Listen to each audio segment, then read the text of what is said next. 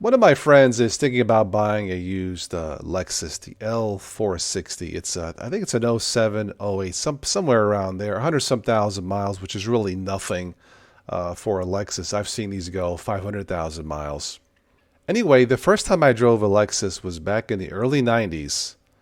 My cousin had to get his Cadillac serviced up in Pittsburgh. It's about a 30-mile trip from where we live here in Ohio.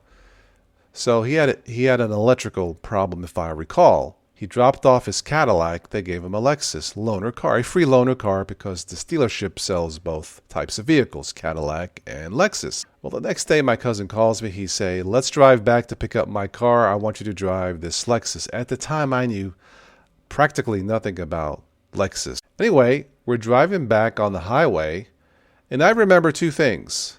The first thing was, man, this car is so quiet. It's like driving on a marshmallow. The second thing I recall, I turned to my cousin and I said, "Look, you need to take your Cadillac and flush it down the toilet."